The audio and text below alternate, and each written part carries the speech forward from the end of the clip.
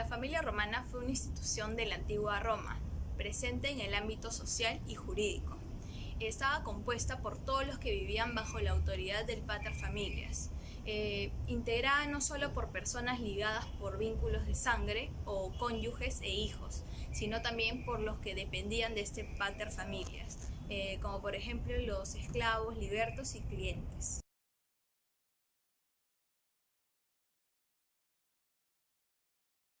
La familia romana era más amplia que una familia actual, porque podía estar conformada de hasta por cientos de personas.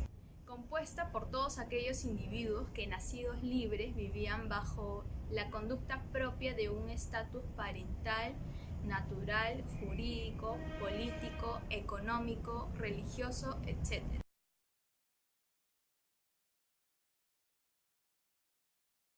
Era legalmente tan fuerte que ciertas cuestiones que hoy se pueden tratar en los juzgados o templos, en ese entonces se trataban en casa y por el pater familias.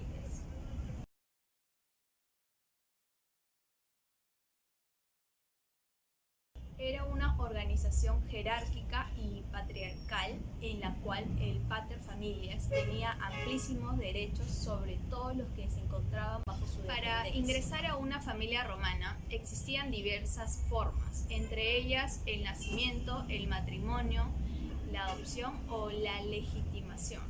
El nacimiento es una forma lógica y en Roma el hijo varón entraba a la familia del padre y la hija mujer entraba a la familia de la madre.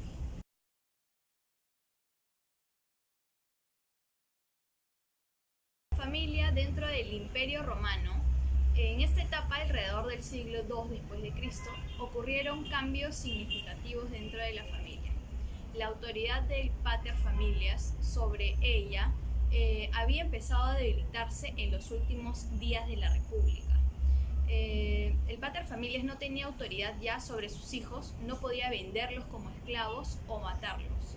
La autoridad sobre su cónyuge también se había desvanecido, lo que se usó mucho en la monarquía y en la república.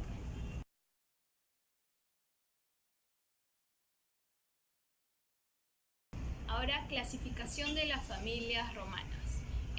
Las familias romanas tenían 4 acepciones. Primero la agnaticia, luego la cognaticia, gentilicia y por afinidad.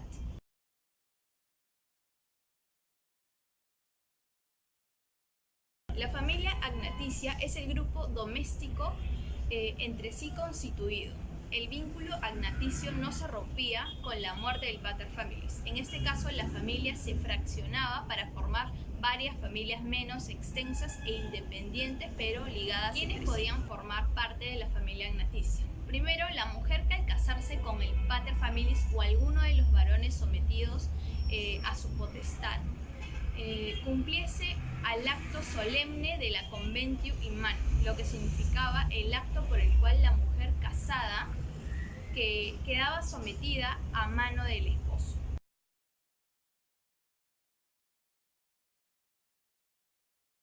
Ahora la familia cognaticia. Frente a la asignación, que como hemos visto era un vínculo familiar puramente jurídico e inherente a la estructura patriarcal de la familia romana, la cognación es el vínculo o parentesco de sangre que existía entre personas o los que descienden de una de ahí hablamos de 2 grupos de parientes, parientes por línea recta y parientes por línea colateral. Los primeros son aquellos que han nacido unos de otros y se contemplan tanto en sentido ascendente como padres, abuelos, bisabuelos, etc., como en sentido descendente, que son hijos, nietos, parientes por línea colateral son aquellos que sin descender directamente unos de otros tienen no obstante un tronco en común, los cuales son hermanos, tíos, sobrinos, primos, etc.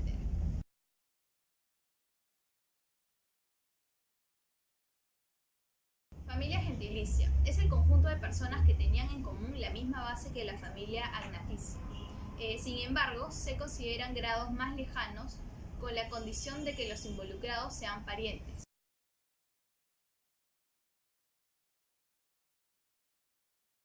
Y por último, la familia por afinidad. Está compuesta por uno de los cónyuges y los agnados o cognados del otro.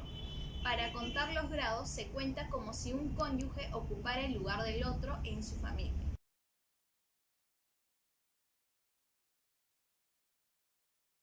Ahora, el paterfamilias. El paterfamilias era el hombre romano que no dependía de nadie y de quien dependían los demás. No importaba que estuviese soltero, casado, ni la edad. Una mujer nunca podía ser paterfamilias.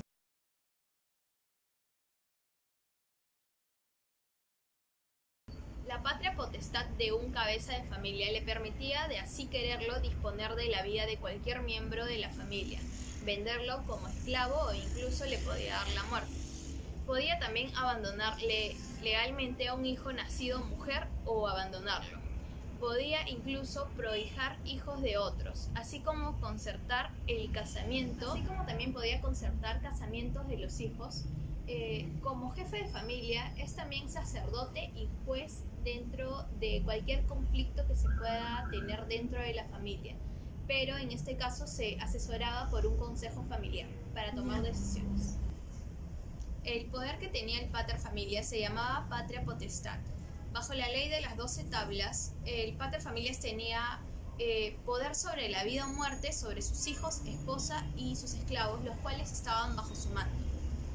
Podía vender a sus hijos como esclavos, aunque si el hijo era vendido más de 3 veces, dejaba de estar sujeto a la patria potestad.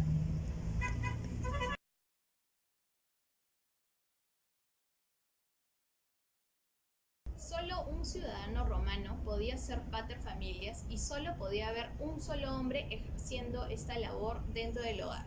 Los hijos varones seguían bajo el mando mientras este paterfamilias siguiera viviendo.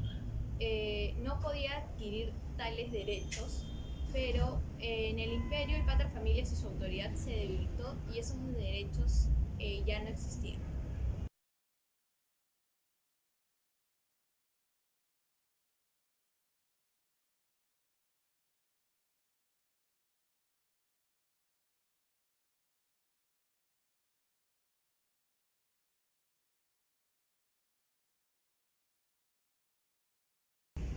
Ok, a la mujer romana se le denominaba como mater o uxo.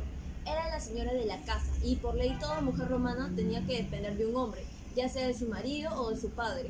Además, su autoridad y patrimonio pasaba automáticamente al marido una vez que se casaba. Y la esposa también dirigía las tareas del hogar y su obligación era darle un hijo a su marido. Tenía que mantener un orden en el hogar. Una de las características que eran de la mujer era que aparece como una compañera del hombre romano indispensable. También tiene que compartir la autoridad de los hijos y los esclavos que tenía su esposo. Y participaba en la dignidad del marido en la vida pública. Y una de las características del matrimonio que se daba entre la mujer romana y el hombre era uno que era el cum manu, que era indisoluble. La esposa pasaba a la autoridad absoluta del marido.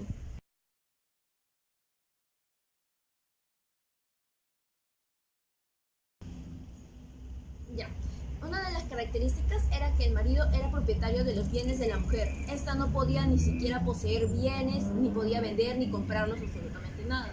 Y también una de sus características era confarreatio, era una ceremonia que se daba de carácter religioso para llevar a cabo el matrimonio. El otro era el coentio, que era una compra simbólica de la novia ante testigos que pudieran dar valer el hecho que se estaba dando entre ellos. El usus, que era adquisición por uso. Si una pareja vivía por un tiempo determinado como 2 años, ya se les hacía valer como un matrimonio. Otra de las características del matrimonio era sine mano, que esta podía admitir el divorcio, era un poquito más liberal, ya no era totalmente cerrado. Y la esposa dependía del marido, aunque puede disponer de sus propios bienes, como los esclavos, podía también participar en ello. Una de las ceremonias y ritos que se daba entre los maridos cuando se casaban era la ceremonia que tenían que llevar al acompañante de la esposa, o sea, su esposo, tenían que llevarlo a la casa del esposo y tenían que consumaban el acto y el marido usaba un traje típico que era medio naranja y se ponía un pañuelo blanco en la cara. Y tenían que, una vez que llevaban al domicilio, ponían en la puerta de la entrada lanas con cerdo, con grasa de cerdo. Ok, y al recibir el marido se pronunciaba plegarias de divinidad de la casa. Si supuestamente se daba buenos regalos a las parejas, esto significaba de que iba a ser el matrimonio totalmente bueno, iban a terminar bien, ¿no?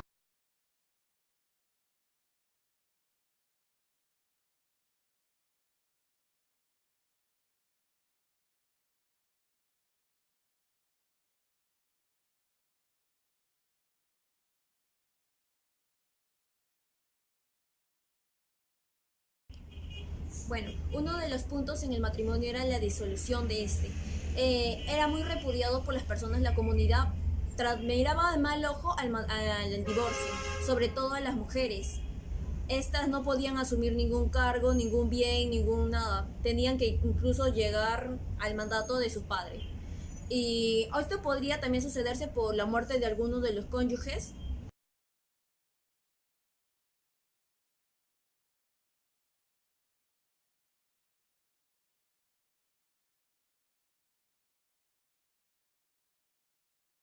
Al hijo se le denominaba filifamilias y se le consideraba solamente a los hijos nacidos dentro del matrimonio.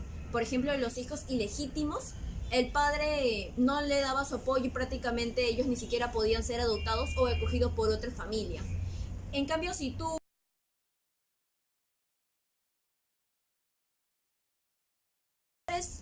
un acto simbólico que daba a los hijos para reconocerlo era tener que alzarlo, y eso significaba que ya le estaba dando todos sus bienes, lo estaba apoyando prácticamente, ¿no?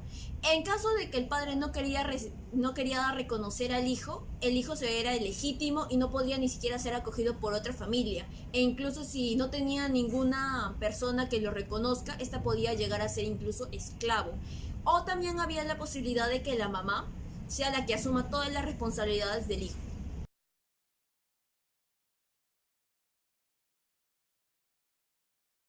Uno de los requisitos que se le daba al hijo era la imposición de nombres. A los hombres se les otorgaba como 8 días para que puedan escribir el nombre del hijo, y a las niñas se les daban unos 9 días.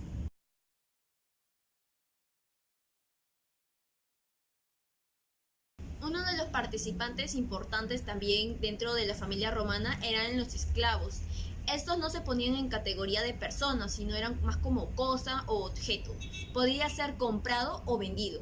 Los esclavos más que todo eran las personas, se agarraban a las personas que habían perdido en guerras o que tenían deudas, y como una forma de castigo los llamaban como esclavos para venderlos.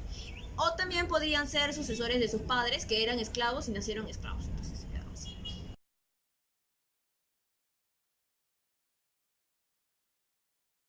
otras diferencias que se daba entre la familia romana y en la actualidad es el matrimonio.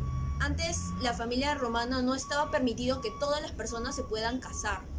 Solo se podían casar los descendientes de padres que sí tenían ese derecho de poder casarse. Hoy en la actualidad cualquier persona tiene derecho de poder casarse con otra persona sin ningún problema. También se les considera como familia a los hijos ilegítimos actualmente. Por ejemplo, si un hijo quiere que se le reconozca el apellido paterno, puede presentar una prueba de ADN en la actualidad para poder hacer valer sus derechos, como la pensión alimenticia que tiene que darle el padre al hijo.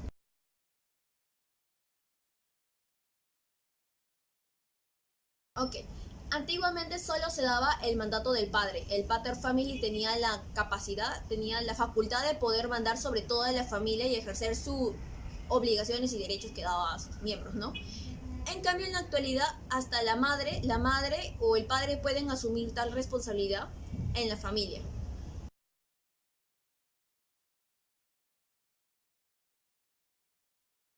Para llevar a cabo la adopción se tenía que seguir unos ciertos requisitos.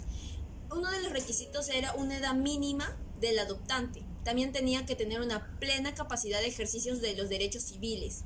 También la persona que iba a adoptarlo, o sea, no debía ser su tutor en ejercicio del adoptado.